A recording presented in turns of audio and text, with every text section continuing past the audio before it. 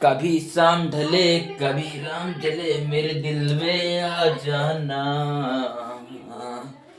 कभी शाम ढले तो कभी राम जले तो मेरे दिल में आ जाना। मेरा घर जले तो मेरा घर जले तो मेरे दिल में आ जाना।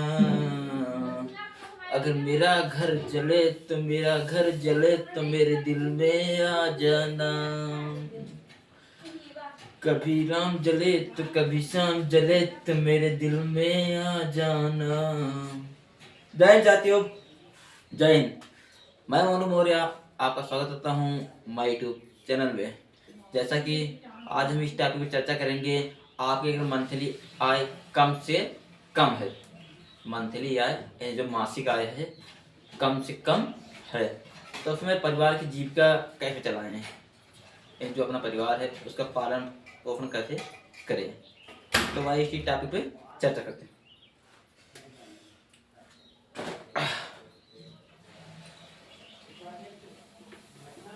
परिवार परिवार का पालन पोषण, पालन पोषण।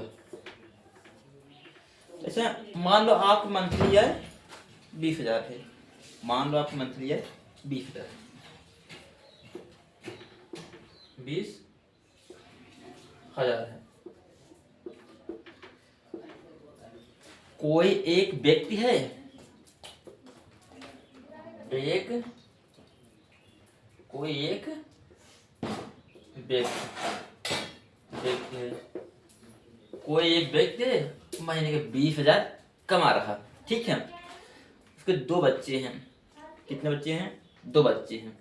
एक बीबी 3 प्लस जो व्यक्ति हो 4, यानी एक पति एक पत्नी 2 हो गए, प्लस के 2 बच्चे कितने हो गए? 4। एक परिवार की संख्या है 4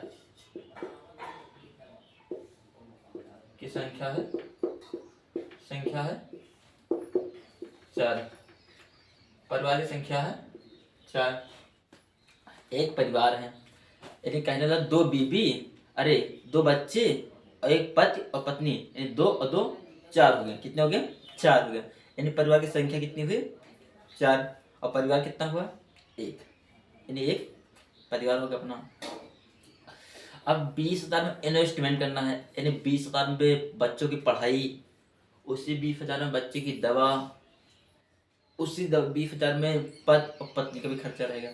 तो इसका मैनेजमेंट कैसे करें, कहने में तो समझो। 5,000 आप लगा दीजिए बच्चों के, 5,000 लगा दीजिए पति और पत्नी और बच्चे के खान पान दवा में, यानी 5,000 बच्चों के खाना का हो गया, दवा का हो गया, ठीक, पढ़ाई का। महीने का 5,000 बच्चों के खाना का हो गया और दवा का हो गया और पढ़ाई का हो गया। हाँ, 5,000 में हो जाएगा। 5,000 हो गया। आप 5,000 रख लीजिए।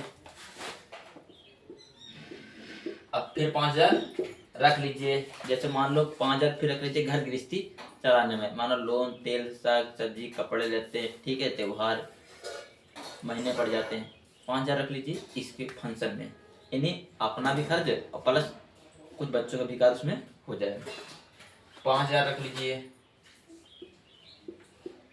परिवार की आवश्यकताओं के लिए, परिवार के लिए 5,000 और आप और रख लीजिए। जैसे बच्चों का कार्य भी चलता रहे, अपना पति पत्नी के दोनों भी कार्य चलता रहे, मोबाइल का रिचार्ज हो गया, ठीक है, और भी छोटे पर न्योता पानी हो गया, ठीक है।